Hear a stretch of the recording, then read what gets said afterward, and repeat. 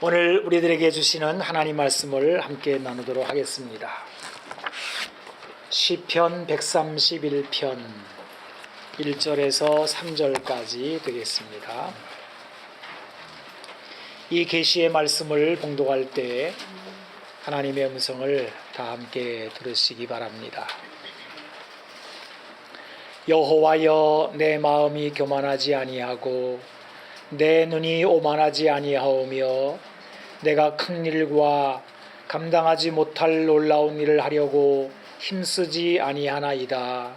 실로 내가 내 영혼으로 고요하고 평온하게 하기를 젖된 아이가 그의 어머니 품에 있음 같게 하였나니 내 영혼이 젖된 아이와 같도다. 이스라엘아, 지금부터 영원까지 여호와를 바랄지어다. 아멘. 저는 영화를 종종 볼 때가 있습니다. 슈퍼맨이 나오는 영화를 보면은 얼마나 멋있는지 몰라요.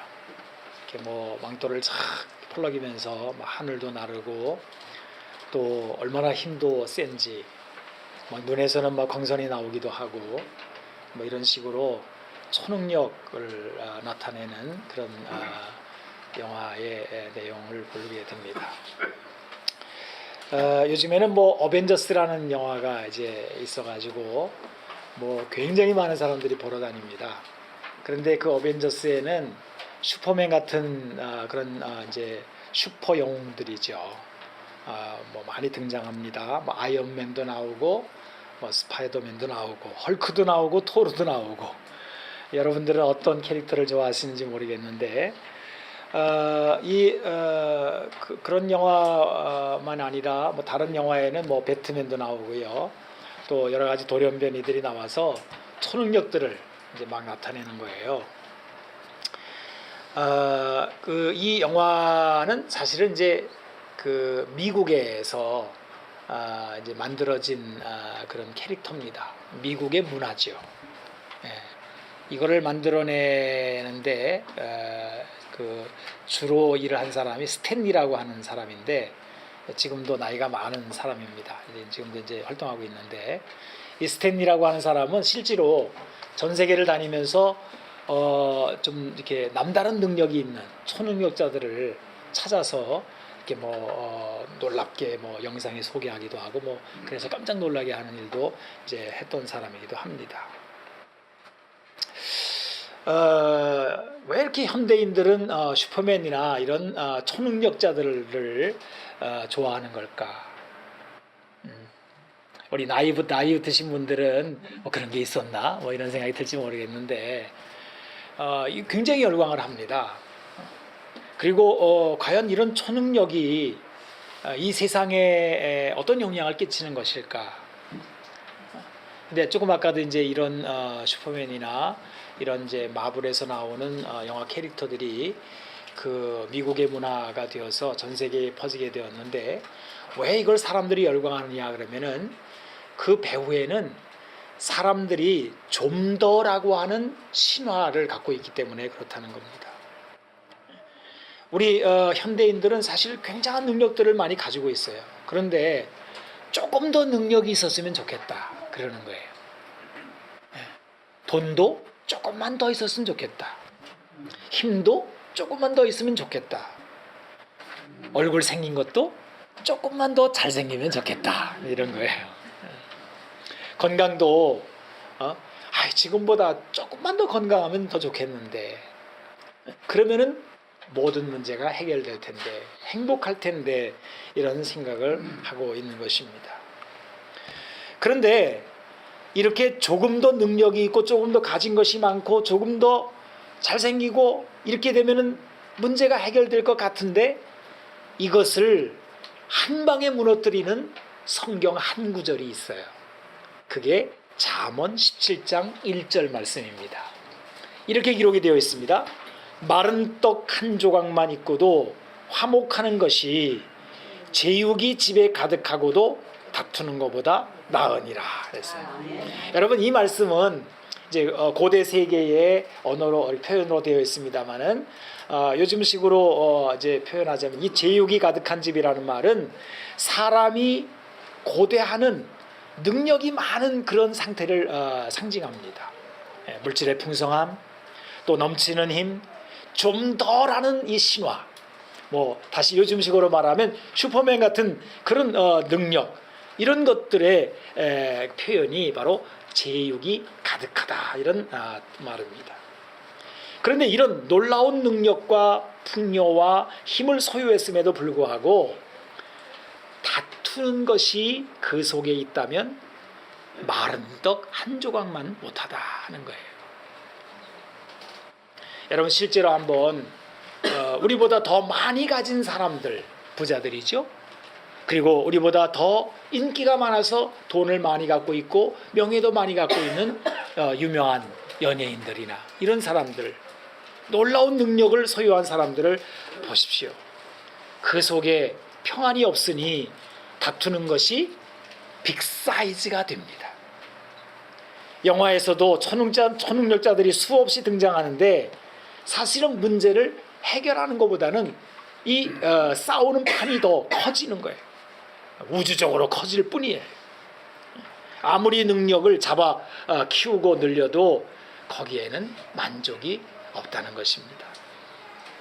우리 아이들이 좋아하는 그 이솝우화 가운데 우리가 다 알고 있는 이야기지만은 이런 이야기 있습니다. 아기 개구리들이 어디 나갔다가 이제 집에 와가지고 엄마한테 이런 얘기를 하는 거예요. 엄마, 굉장한 걸 봤어요. 뭘 봤는데 이렇게 난리야. 그랬더니 세상에 배가 이만한 걸 봤어요. 이게 아마 황소를 본 모양입니다. 아기 개구리들이. 그랬더니 엄마 개구리가 기분이 자기보다 더 큰 게 있다고 그러니까 기분이 나쁜 거거든요. 그래가지고 배를 이만큼 부풀리더니 이만큼 크더냐 그랬어요. 그랬더니 에이 아니야 더 그랬어요. 그랬더니 이번에는 호흡을 더 크게 해가지고 이만큼 크더냐 그랬어요. 그랬더니 아니야 더 그보다 훨씬 커. 이제 자꾸 개구리가 이렇게 배를 부풀리다가 맨 나중에 어떻게 됐다고? 네, 터졌어요.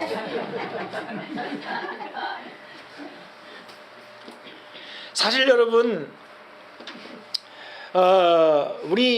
우리들은 이미 많은 능력과 많은 것들을 가지고 있는 존재들입니다. 일본의 시인인 이시카와라고 하는 분이 쓴 시 가운데 이런 시구가 있습니다.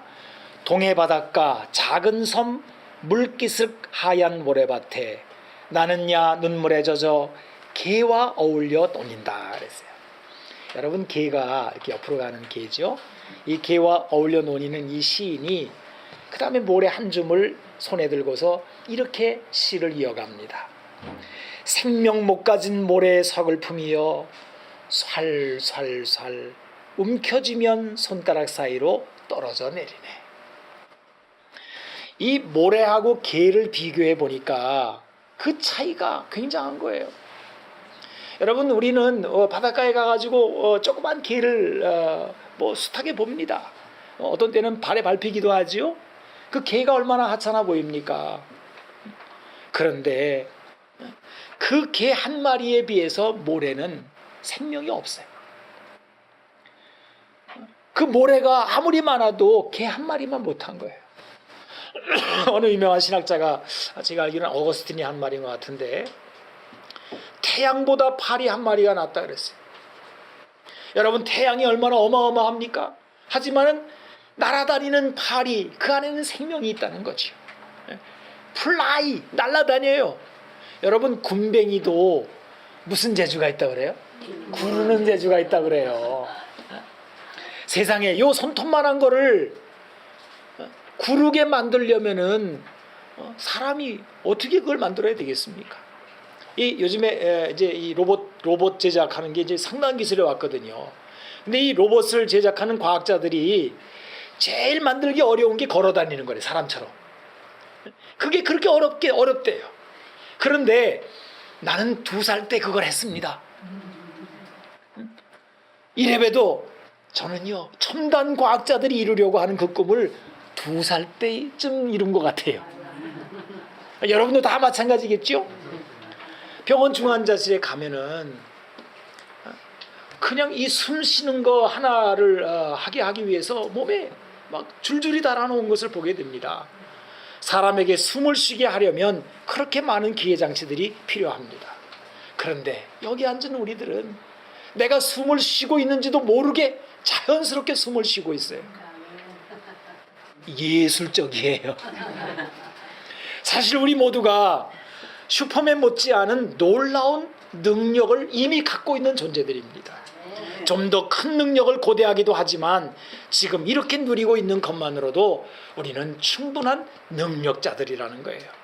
그런데 왜 우리는 만족하지를 못하는 것일까?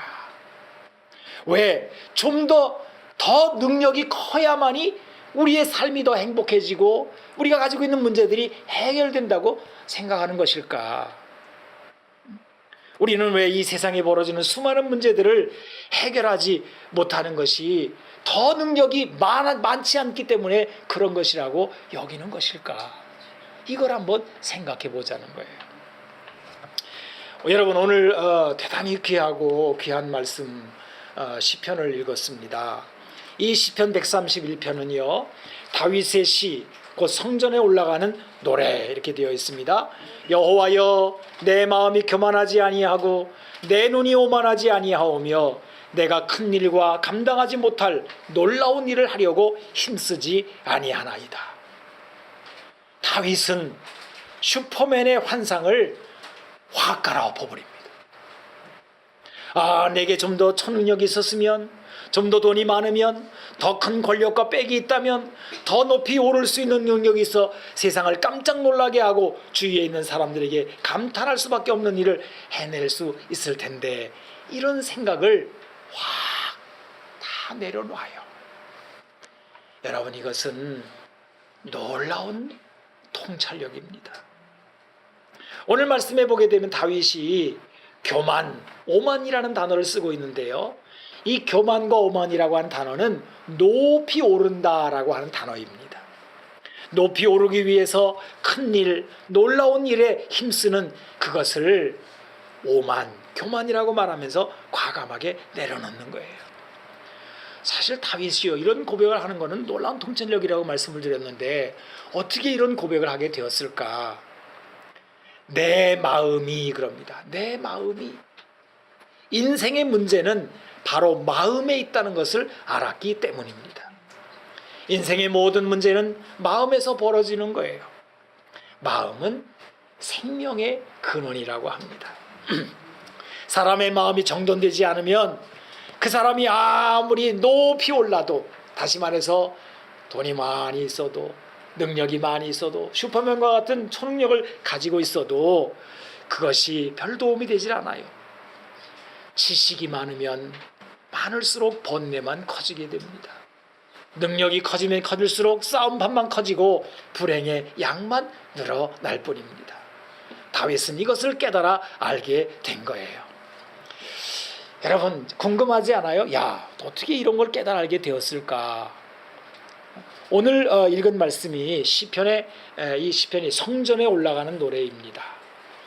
이 성전에 올라가서 하나님을 만나는 그런 시편이 시편 120편에서 그 다음에 15개, 오늘 134편이 본문 131편이 11편에 해당됩니다. 134편까지 15개니까. 그래서 이 131편을 오늘 읽었는데 성전에 올라가는, 이제 120편부터 올라가는 노래거든요. 그 올라가는 노래가 쭉 이어지는 거예요. 이어져서 131편까지 왔는데 거기서 다윗이 이 고백을 하는 거예요. 그러니까 여러분, 이거는 그냥 깨달아지는 게 아닙니다.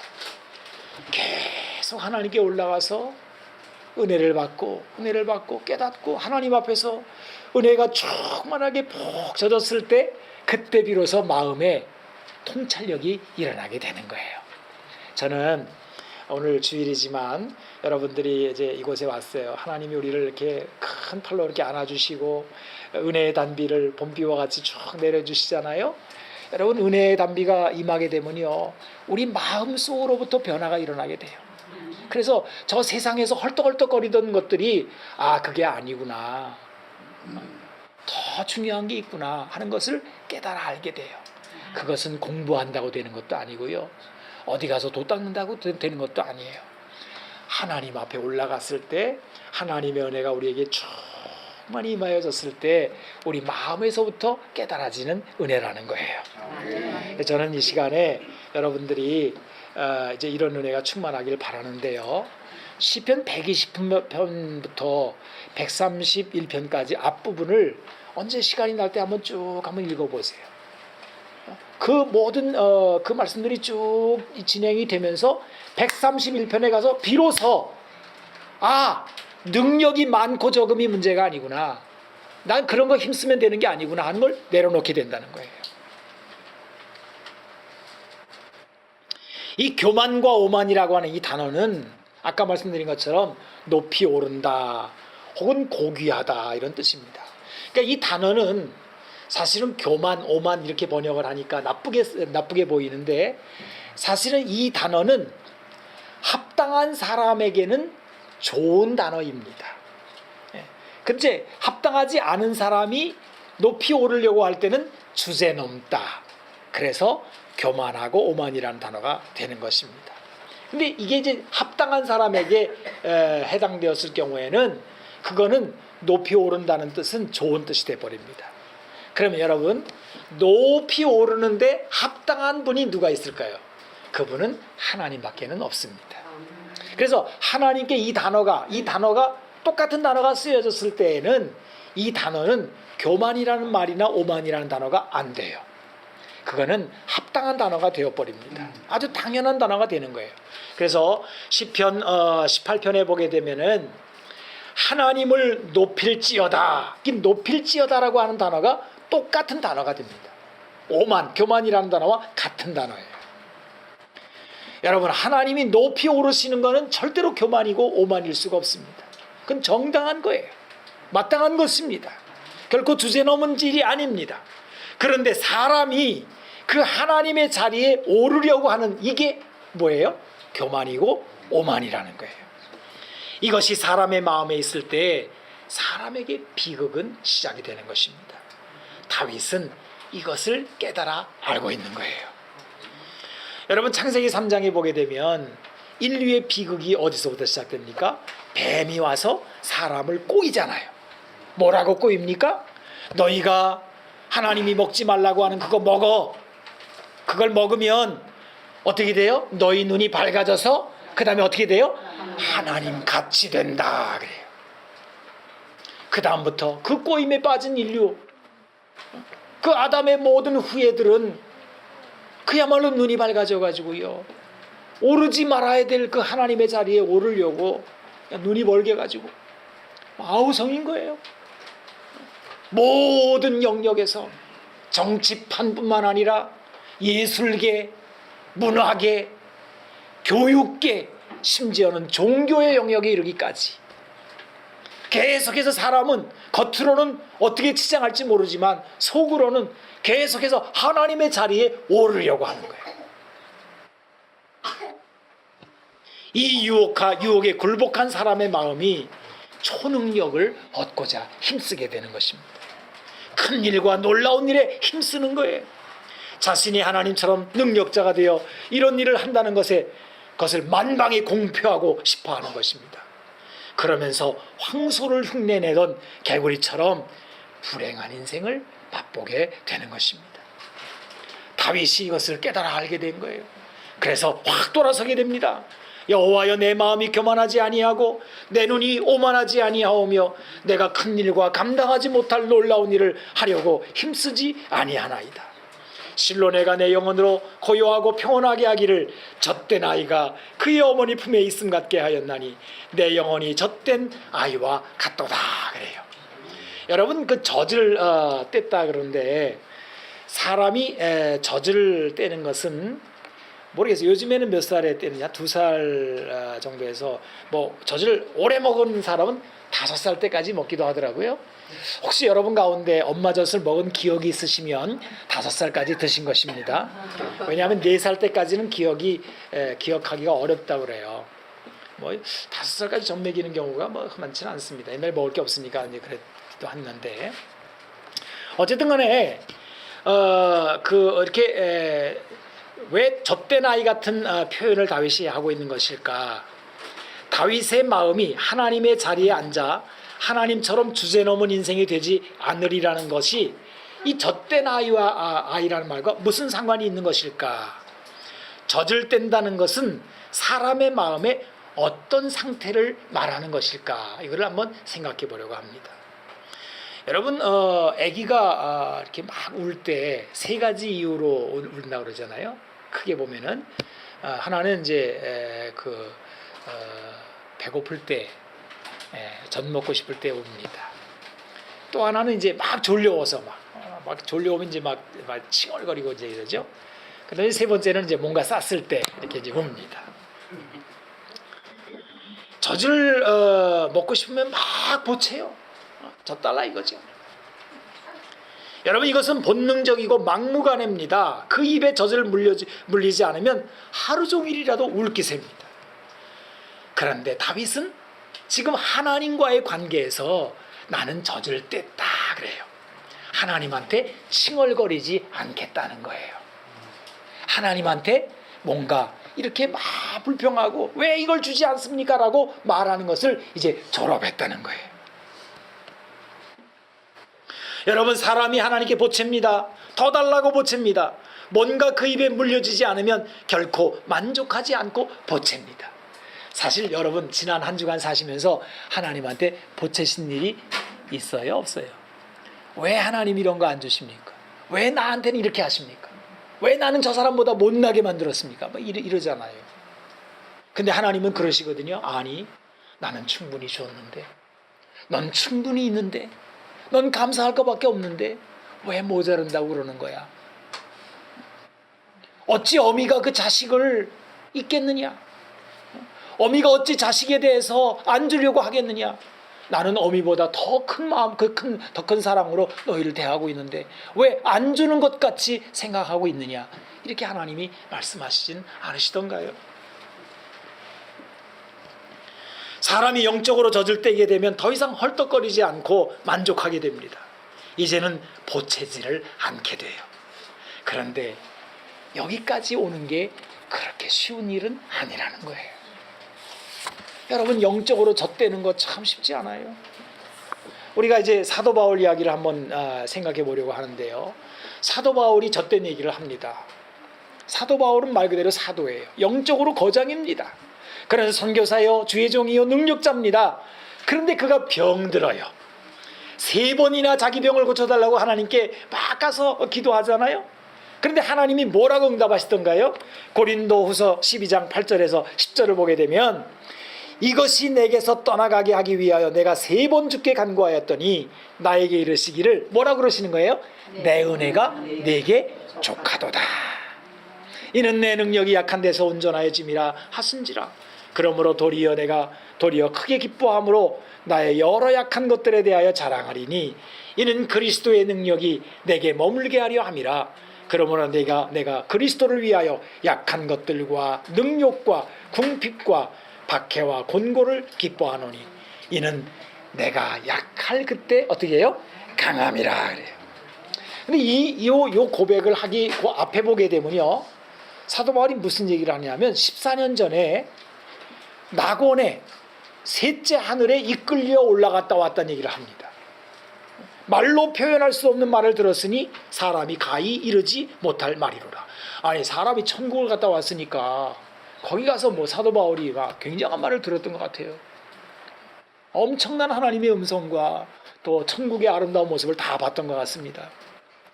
사실 여러분, 천국에 한번 갔다 왔으면 얼마나 좋겠냐 하는 생각은 우리도 해봅니다. 저희 어머니 평생 신앙생활 하시는 분인데 언젠가 한번 저보고 그러더라고요. 야야, 나 천국에 한번 갔다 왔으면 좋겠다. 뭐 그런 간증하는 분들이 종종 있잖아요. 왜 그 사람들한테는 보여주고 나한테는 안 보여주시냐, 이제 그런 얘기죠. 근데 돌아가실 때까지 갔다 오시지 못하신 것 같더라고요. 그야말로 천국에 갔다 왔다는 거는 굉장한 경험, 굉장한 능력을 이미 갖게 되는 거잖아요. 사도 바울은 그것을 경험한 것입니다. 그런데 그가 이제 병이 들었어요. 그것을 고쳐달라고 3번이나 구하게 됩니다. 여러분 사도 바울이 누굽니까? 병 그러면은 사실은 수많은 병자를 고친 경험이 있는 사람이 사도 바울이잖아요. 심지어는 사도 바울의 뭐 앞치마가를 갖다가 그냥 딴 사람에게 얹기만 해도 병이 날 정도로 능력의 종이잖아요. 그런데 막상 자기가 병들었을 때 그것도 3번이나 기도했는데 하나님이 됐다는 거예요. 칭얼거리지 말라는 거예요. 내 은혜가 내게 족하도다.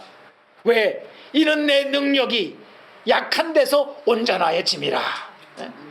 너 병들었을 때마다 다 고치고 능력을 계속 주고 그러면 계속 수위만 올라갈 뿐이지 그게 능력이 아니라는 거예요.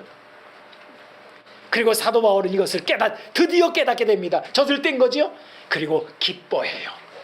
그러므로 도리어 크게 기뻐함으로 나의 여러 약한 것들에 대하여 자랑하리니 이는 그리스도의 능력이 내게 머물게 하려 함이라 그래요.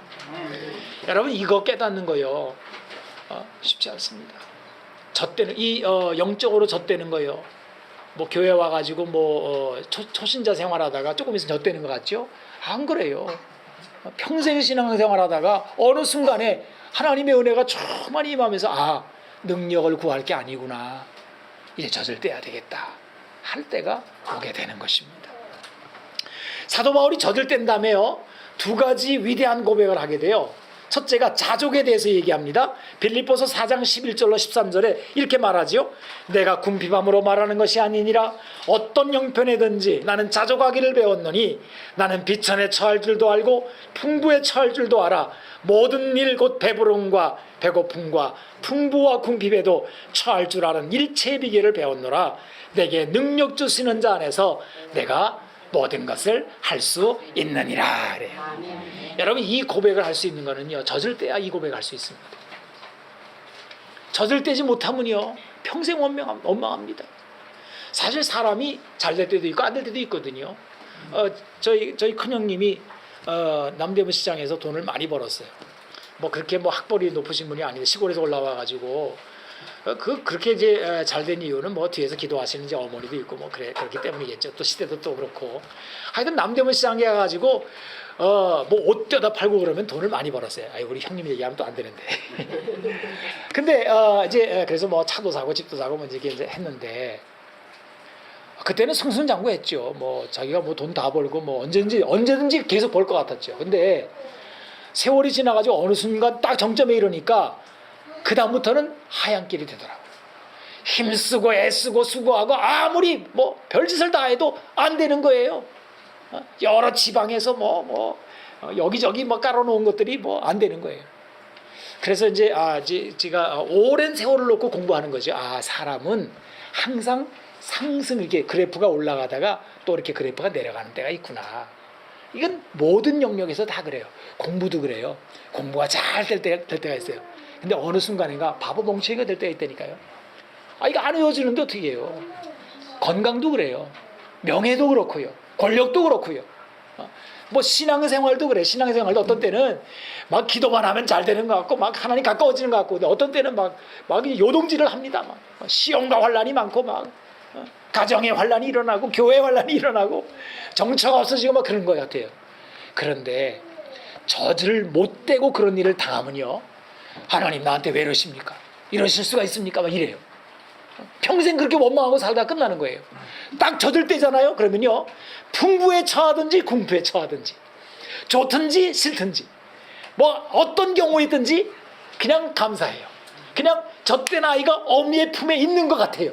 그냥 엄마와 같이 있기만 하면 좋은 거예요.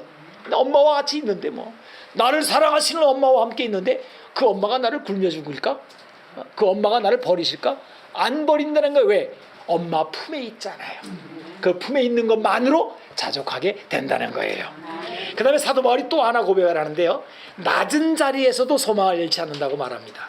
고린도전서 4장 9절에서 13절까지 보게 되면 이런 말씀이 기록되어 있습니다.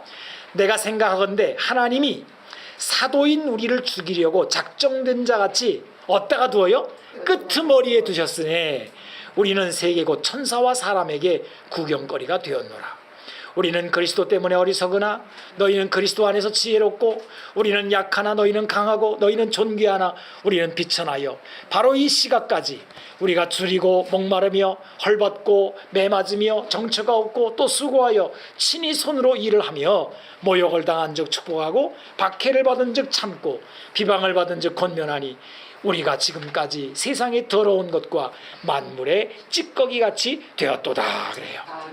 여러분, 사도 바울이, 주의 종이 뭐 그렇게 대단한 사도가 끄트머리에 하나님이 갖다 뒀다. 여러분, 이 끄트머리라고 하는 건 뭐냐면은 모든 서열의 맨 마지막을 말하는 거거든요. 세상에는 서열이라는 게 있어요. 항상 높은 게 있고 낮은 게 있거든요. 그리고 이 서열 따라서 얼마나 무시하는지 몰라요. 뭐 요즘은 어떤지 모르겠습니다만 옛날에는요, 호텔 같은데 어떤 차를 타고 가느냐에 따라서 호텔의 그 앞에 나와서 이게 봉사, 이게 뭐라 그래 그 사람, 왜 그런 사람들이 대접이 달랐습니다. 최고급 차를 딱 끌고 가면요, 어서 오십시오 하고요. 좀 이상한 차 끌고 가면요, 거들떠보지도 않습니다. 세상의 모습이 그게, 그러니까 세상이 서열이 있어가지고요, 서열이 높으면은 뭐 이렇게 대접하고 모든 뭐 스포트라이트를 다 받아요. 근데 서열이 점점 뒤로 내려가는데 사도 바울은 그 서열의 맨 끝에다가 하나님이 자기들 갖다 놨다는 거예요. 이게 말이나 되는 소리입니까? 세상의 더러운 것과 만물의 찌꺼기같이 되었도다. 그러면서 사도 바울이 이 비참해, 하나님이 이러실 수가 있습니까? 칭얼거리지를 않아요. 왜? 젖을 뗐거든요. 나는 비천에 처할 줄도 알고 풍부에 처할 줄도 알아. 모든 일 곧 배부름과 배고픔과 풍부와 궁핍에도 처할 줄 아는 일체 비결을 배웠노라. 내게 능력 주시는 자 안에서 내가 모든 것을 할 수 있느니라 그래요. 이 모든 걸 할 수 있다는 말은요, 전혀 새로운 차원의 능력을 말하는 거예요. 무슨 슈퍼맨 같은 그런 능력을 말하는 게 아니라 어떠한 형편이든지 간에 감사하는 마음, 자족하는 마음, 낙심하지 않는 마음, 그 능력을 말하는 것입니다. 저는 우리 성도들이 이런 능력을 다 함께 배우고 깨닫고 알고 그 능력을 다 받아 누릴 수 있기를 축복하는 것입니다. 여러분, 다시 한번 이제 다윗에게로 가보세요. 오늘 본문이 이제 그렇게 다윗도 이제 이걸 알면서 젖대는 걸 졸업한 거죠. 젖을 이제 뗀 거죠. 그리고 나서 뭐라고 고백하냐면 이렇게 마치고 있습니다. 이스라엘아, 지금부터 영원까지 여호와를 바랄지어다. 그리고 이 시편을 끝내요. 여러분, 이 하나님을 바랄지어다, 이 바란다라고 하는 말은요, 하나님을 기다리는 것을 말합니다. 그리고 하나님을 기대하고 하나님을 희망하는 것입니다. 왜 다윗은 이렇게 이 시편을 끝내고 있는지 그 이유를 우리가 좀 찾아야 되는데요. 그 시편 27편에서 그 단서를 우리가 발견할 수 있습니다. 제가 여러분 나눠드린 페이퍼에도 시편 27편 1절로 6절을 기록해 놓았는데 우리 같이 한번 읽어보시면 좋을 것 같아요. 자, 여호와는 나의 빛이요. 자, 시작. 여호와는 나의 빛이요 나의 구원이시니 내가 누구를 두려워하리요. 여호와는 내 생명의 능력이시니 내가 누구를 무서워하리요. 악인들이 내 살을 먹으려고 내게로 왔으나 나의 대적들 나의 원수들인 그들은 실족하여 넘어졌도다. 군대가 나를 대적하여 진칠지라도 내 마음이 두렵지 아니하며 전쟁이 일어나 나를 치료할지라도 나는 여전히 태어나리거든. 내가 여호와께 바라는 한 가지 일, 그것을 구하리니 곧 내가 내 평생에 여호와의 집에 살면서 여호와의 아름다움을 바라보며 그의 성전에서 사모하는 그것이라. 여호와께서 환난 날에 나를 그의 초막 속에 비밀히 지키시고 그의 장막 은밀한 곳에 나를 숨기시며 높은 마유 위에 두시리로다. 이제 내 머리가 나를 둘러싼 내 원수 위에 들리리니 내가 그의 장막에서 즐거운 제사를 드리겠고 노래하며 여호와를 찬송하리로다. 아멘. 여러분, 이 시편에서 우리가 주목해봐야 될 단어가 하나 있는데 내 머리가 들린다라고 하는 요 단어입니다. 요 들린다라고 하는 단어, 아까 시편 우리 본문의 131편 1절에 오만이라고 하는 단어와 똑같은 단어입니다. 그러니까 이 오만이라고 하는 단어가 어떤 데는 오만으로 번역되고 어떤 데는 높은 곳에 들린다라고 번역이 되는 거예요. 사실은 뜻은 높이 오른다라고 하는 단어이기 때문에 그렇습니다. 인간이 스스로 하나님이 되어서 높이 오를 때 그 단어는 오만이라고 번역이 됩니다. 그러나 하나님을 바라는 자들, 하나님을 고대하고 하나님을 희망하는 사람들이 하나님이 그를 데리고 올라갔을 때 그 단어는 올라간다라고 하는 단어가 되는 거예요. 여기서 아주 중요한 말씀이 나와요. 여러분, 사실은 높이 오를 수 있는 자격이 있는 분은 하나님밖에 없습니다. 근데 그분이 자격이 없는 우리를 하나님을 바라보고 그분을 고대하고 있을 때 그분이 우리를 데리고 올라가신다는 거예요. 이건 할렐루야입니다. 사실 제가 오늘 이 말씀을 준비하면서 여기서 불교와 기독교가 갈라지는구나 하는 생각을 하게 됐어요. 사실 여러분, 불교도 대단한 종교입니다. 석가모니가 인간의 본내가 어디서 오나 그걸 깨달았거든요. 그 탐욕에서 온다는 걸 알았거든요. 뭔가 소망하고 기대하고 뭔가 바라고 가지려고 높이 오르고 할 때 거기서 인간의 모든 고통이 온다는 걸 알았거든요. 그 다 내려놓으라는 거 아니에요? 아까 우리가 나눈 말씀하고 똑같잖아요. 그 내려놓고 이제 다 무로 돌아가자 이거잖아요. 그런데 그것을 이제 불교는 그걸로 끝나는 거예요. 근데 성경은 뭐라고 말해요? 그렇게 인간이 오르지 말아야 될 것을 오르지 말고 다 내려놓고 하나님을 바라봤더니 그때 하나님이 나를 데리고 손잡고 올라가신다는 거예요. 이거는 불교에 없는 겁니다. 여러분, 에베소서 4장에 보게 되면 세상에서 가장 높이 오르신 분이 한 분 소개되어 있죠. 누구예요? 예수님입니다. 우리 예수님 이야기를 우리가 잘 알고 있습니다. 예수님은 하늘 높은 보좌에 계시던 분이지만 낮고 천한 이 땅에 성육신 하셔서 오셨어요. 십자가에 죽기까지 낮아지셨습니다. 실제로 죽으셨습니다. 가장 낮은 곳, 성경은 음부에까지 내려가셨다고 합니다. 여러분, 이게 내려갈 때까지 내려간 거예요. 바닥을 친 거죠. 근데 거기서 끝나질 않고 예수님은 어떻게 하셨어요? 3일 만에 부활하셨어요. 부활하신 거로 끝나질 않고 하나님의 보좌 우편에 어떻게 했어요? 올라가셨어요. 그걸 승천이라고 합니다. 그리고 하나님 보좌 우편에 앉아 계신 거예요. 그런데 그것으로 끝난 것이 아니라 그 다음에 놀라운 이야기가 이어집니다. 뭐라고 해요? 그 예수님이 하늘에 오르신 분이 혼자 올라가신 것이 아니라 우리를 데리고 올라가신다는 거예요. 아멘.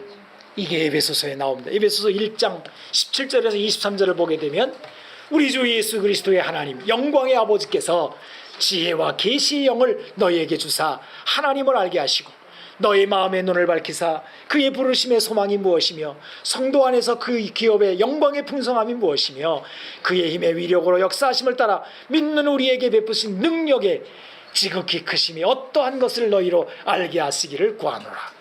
그의 능력이 그리스도 안에서 역사하사 죽은 자들 가운데서 다시 살리시고 하늘에서 자기의 오른편에 앉히사 모든 통치와 권세와 능력과 주권과 이 세상뿐 아니라 오는 세상에 일컫는 모든 이름 위에 뛰어나게 하시고 또 만물을 그의 발 아래 복종하게 하시고 그를 만물 위에 교회 머리로 삼으셨느니라.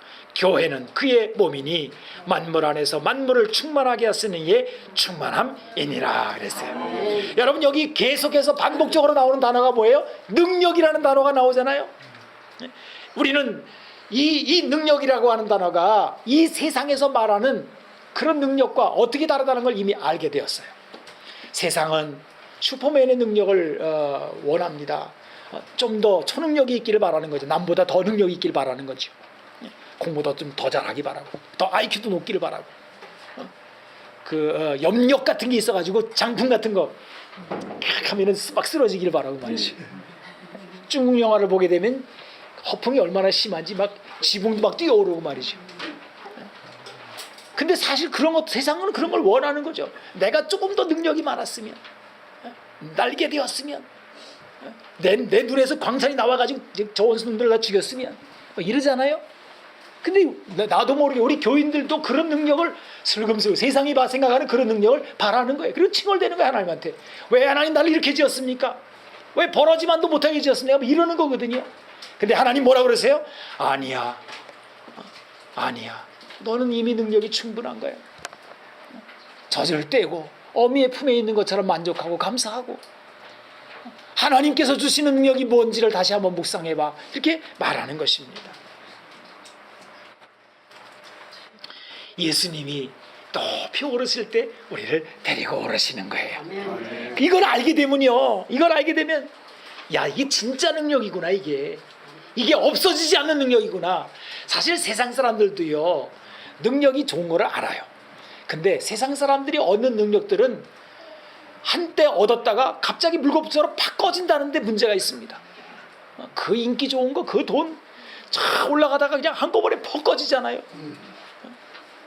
추락하는 건 날개가 있다 그러면서요.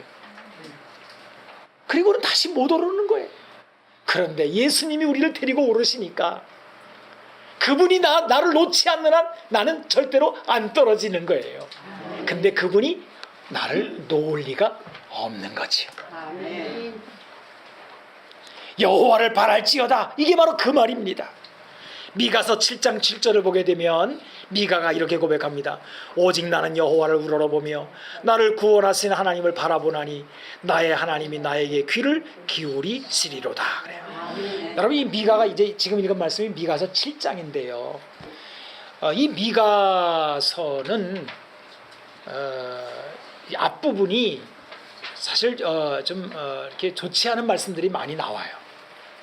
미가가 이 고백을 할 때까지는 시기적으로 국가나 이런 거 다 타락해가지고요, 정말 재앙이 많이 일어날 수밖에 없는 그런 어려운 시대의 이야기를 이제 쭉 하게 되는 거죠. 그러니까 이 선지자도 좋은 시대에서 이 하나님 말씀을 전하면 얼마나 좋겠어요. 근데 막 세상이 타락하고 막 하나님을 대적하고 막 지못대로고 뭐 가정이 무너지고 막 백성들이 고통을 당하고 그러면서도 하나님께 돌아오지 않고 이러면요, 선지자도 하나님 말씀 전하기 어렵습니다. 왜? 재앙을 선포해야 되니까. 그래서 7장 1절까지만 해도요, 재앙이로다 이래요. 선지자가 재앙이로다 그래요. 형벌의 날이 임했다라고 말을 해요. 그러니까 사실은 좋지 않은 거죠. 소망도 없고 이대로 가다가는 다 망할 것이고, 예레미야 같은 선지자는 막 울잖아요. 왜? 보이니까. 이거 망할 게 보이거든요. 그런데 돌연히 미가 선지자가 그렇게 어둡고 힘들고 어려운 그 상황에서 재앙이로다 그러다가 갑자기 뭐라고 말하냐면 오직 나는 여호와를 우러러보며 그래요. 구원의 하나님을 바라본다 그래요. 그러면 어떻게 미가가 이런 소망을 품게 되었을까? 이유는 한 가지입니다. 하나님이 누구이신지를 알았기 때문에 그래요. 하나님은 인자하심이, 그 사랑하심이 변치 않으시는 분이에요. 여러분, 하나님은 막 그냥 진노하시다가도요, 그 마음의 뜻은 우리를 향하여 불같은 사랑을 나타내시는 분이시거든요. 이 하나님이 어떤 분인지를 알고 그걸 하나님의 사랑을 알게 되면은 아무리 절망스럽고 어렵고 힘들고 그래도요, 소망을 잃어버리지 않게 되는 거예요. 사람이 하나님을 제대로 믿게 되면 혹시 하나님이 지체하신다 해도 그 마음의 소망이 무너지지를 않게 되는 거예요. 이 믿음이 있으면 소망도 생겨나게 되는 것입니다. 이거를 다윗은 뭐라고 표현했느냐? 어미의 품에 있는 젖된 아이라고 표현한 것이에요. 여러분, 젖대는 것도 중요하고요, 어머니의 품에서 떠나지 않는 것도 중요합니다. 이 아기가, 젖을 땐 아기가 엄마 품에 있을 때 그 엄마와 혼연일체가 되잖아요. 엄마와 이 아기가 완전히 따로 노는, 완전히 하나잖아요. 이 아기는 엄마를 전적으로 신뢰합니다. 젖을 안 주더라도요, 젖을 뗐으니까 엄마가 그 맛있는 젖을 안 먹이더라도 다른 걸 줄 거야. 나는 젖을 뗐으니까 다른 것으로 먹고 이제 성장하게 될 거야, 이런 생각을 이제 하게 되잖아요. 마찬가지로 우리 신앙생활에서 칭얼거리질 않게 되고요, 하나님 나한테 왜 이러세요? 나한테 왜 더 안 주세요? 내가 더 있어야 되겠는데, 이렇게 안 하고 딱 이제 하나님께서 하시는군요. 하나님 안에서 다 이루어지는 것이군요. 나는 이미 받은 은혜가 많습니다. 벌써 죽었어야 될 사람이 아직 살아있고, 벌써 망했어야 될 사람이 여전히 하나님의 은혜를 입고 사니 나 같은 은혜 받은 사람이 어디 있습니까? 이렇게 하기 시작하게 되면요, 그 다음에 하나님이 하시는 일들이 차원을 달리해서 다시 일어나게 되는 것입니다. 그래서 여러분, 젖대는 거 중요하고요. 어미의 품에 이렇게 안겨 있는 것처럼 하나님을 전적으로 신뢰하는 게 대단히 중요해요. 너희는 마음에 근심하지 말라. 하나님을 믿으니 또 나를 믿으라. 내 아버지 집에 거할 것이 많도다. 그렇지 않으면 너희에게 일렀으리라. 내가 너희를 위하여 거처를 예비하여 가노니 가서 너희를 위하여 거처를 예비하면 내가 다시 와서 너희를 내게로 영접하여 나 있는 곳에 너희도 있게 하리라. 내가 어디로 가는지 그 길을 너희가 아느니라. 예수님이 그러잖아요. 그냥 믿고 따라와. 나 따라가는 길 가면 되는 거야. 이렇게 하잖아요. 얼마나 감사한 일입니까? 오늘 이제 말씀을 마치려고 합니다. 여러분, 저도 낙심할 때가 많아요. 저도 헐떡거릴 때가 많거든요. 왜 저도 안 주시나 말이야. 하나님이 왜 나를 이렇게 만들어 놓으셨냐. 내가 좀 더 능력이 많아가지고 말이야. 목사가 좀 능력이 많아가지고 그냥 병도 그냥 한 번만 안수하면 다 나아버리고 말이지. 어디 가서 그냥 설교만 한 편 하면 그냥 성도들이 은혜 받아가지고 막 헌금도 많이 하고 막. 죄송합니다. 뭐 이런 생각 왜 안 하겠어요. 근데 나만 그런 게 아니라 내 친구 목사들 만나면 다 그 한탄들을 하는 목사들이 많더라고요. 근데 성경을 읽어보니까 하나님은 됐다, 충분하다, 내가 너한테 준 능력은 넘치고도 넘친다. 야, 그 가만히 생각해 보니까 그게 맞거든요.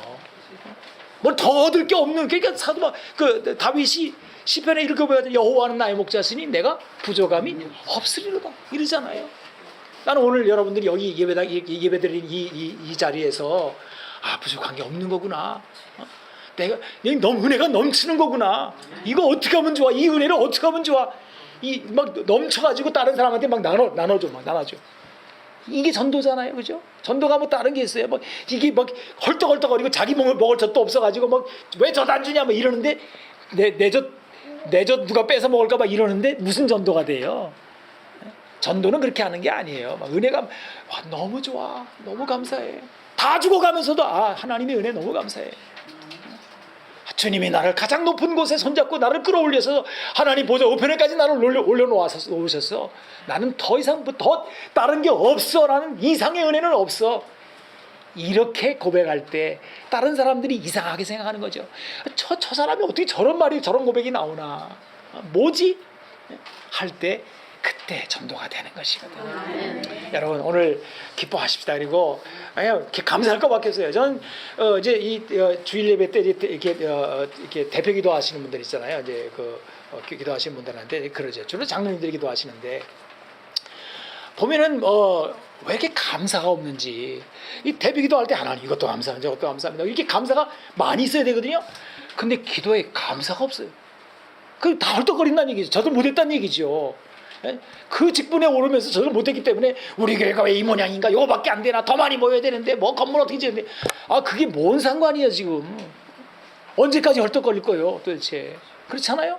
그래서 여러분 젖을 뗀 사람은요 그냥 만족해요. 더 이상 없어, 더 이상 감사할 게 이거밖에 없는 거야. 그리고 나서 어떻게 이런 은혜가 주어졌지.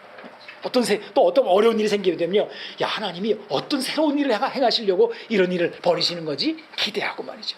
이렇게 되는 거예요. 이런 은혜가 우리 모두에게 충만히 임하기를 축복합니다. 아멘. 할렐루야. 아멘. 기도하겠습니다. 하나님 감사합니다. 정말 우리가 젖된 아이처럼 어머니 품에 있는 그 아이처럼 만족하고 기뻐하고 어떤 처지에 있든지 감사하기를 원합니다. 이미 우리는 능력받은 자요, 이미 우리는 높이 오른 자요, 더 가질 것이 없는 자임을 고백합니다. 하나님 아버지 기뻐하고 감사하게 도와주시고 어려울 때마다 다시 한번 하나님의 그 은혜를 깊이 깨달아 알 수 있는 저희들이 되게 하여 주옵소서. 예수님의 이름으로 기도하옵나이다. 아멘.